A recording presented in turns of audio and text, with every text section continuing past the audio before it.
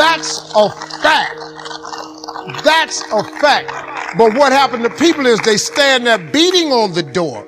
Open it back up. We're going to do a write-in campaign. Where are you leaving? I got to have my job. What about my benefits? Hey, stop.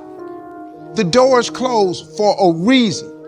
Because God just wants you to walk up the hall because he got another door. It's bigger. And when you open it and get behind it, you ain't going to believe what's back there. But you will never get to it if you stand in front of that door crying. Please open it back up.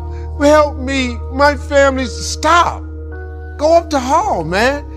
These people that close doors in your face, they ain't the only door. They ain't the only door. God is the creator of all doors, man. I'm going to just go see what else he got for me. I don't even worry about that. Here's another one. Don't put all your eggs in one basket. Oh, this is a very dangerous one, young people, because now, don't put all your eggs in one basket. Well, that would depend on what your basket is made of, wouldn't it? If you got it in the right basket, you got to put all your eggs in one basket. How else you gonna make it? Success is an all-out assault. It's everything you got into one direction in order for it to be successful. You can't open up 6 businesses at the same time. You got to open up one, pour your all into that. You got to go to college to get a degree. You can't enroll in 6 colleges. You got to focus, man. Put all your eggs in one basket. Make your basket out of work, hard work, faith, prayer. Put all that in that basket, glue that thing together, and put them eggs in that basket so you can be what you want to be. Because you're not going to be successful if you don't put all your effort into one thing. You ain't going to make it, man. Success is difficult. The road to success is always under construction. It ain't ever easy. It ain't clear. It ain't open. You got to do that. And be wary of this one right here, though. Always have a plan B. Let me tell you why I never have a plan B. See, do this so you'll have something to fall back on. Oh, you can go do that, but do this so you'll have something to fall back on. Let me tell you something. In order to really be successful, people who really got it going on, they focused on one thing. Bill Gates did Microsoft until he got plenty of money. Now he can do anything he want to do, but he did Microsoft. He did Microsoft. You can believe that the dude that came up with Google, he was making Google. He made Google. They made Yahoo. They did that till it turned into something. Then it branched out. Plan B. In order to have a plan B, you have to take time away from plan A to prepare plan B. So when you take time off A, you're reducing the effort in your plan A. They asked me, but Steve, so has one of your plan A's ever failed? Yes. Yes, my plan A has failed. Did you have a plan B to fall back on? No, I did not. They said, well, damn, man, what'd you do? I got another plan A. I ain't never had nothing but the A plan. I make no preparation for failure. I ain't got no plan for B. I'm on got B. I got A, man. I got A.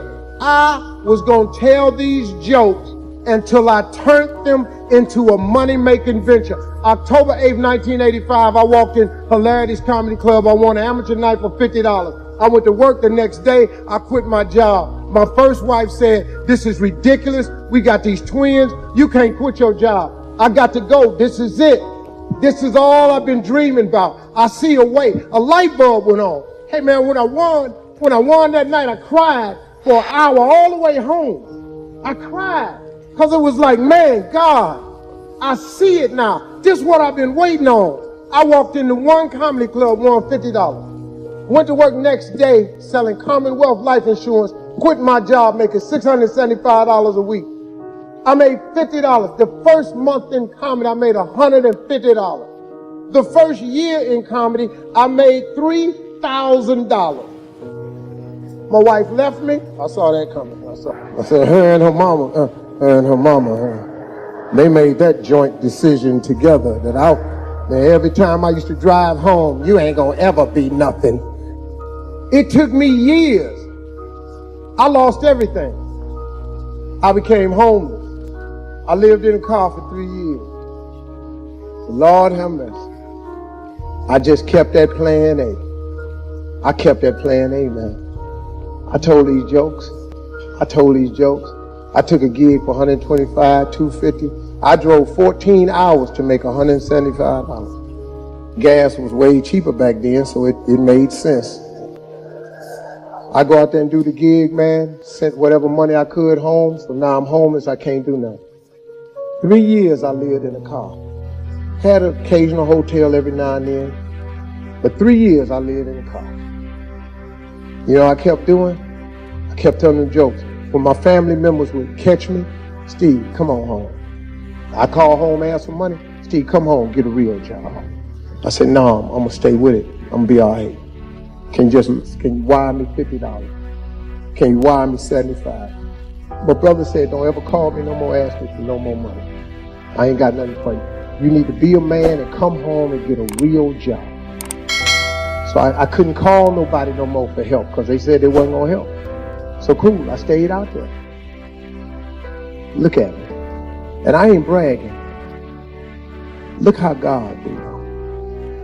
God is amazing. If you keep the faith in the things that you cannot see, God got something for you. I ain't see this. I didn't see this when I was living in the car. I ain't see none of this. Man, you know, I'm an emotional dude. You know, I cry, man, because somebody asked me something. Steve, every time I look on TV, you crying. Let me tell you something. If you knew my trip, you cry too. Matter of fact, every time you see me, your ass all just bust out crying. But I kept the faith. I relied on God's grace. I kept that plan A, and I'm standing here today. And I say to everybody, if you learn those principles of success, I don't care where your life is today, the life you got planned for yourself, the one God got mapped out, way better than the one you got planned for yourself.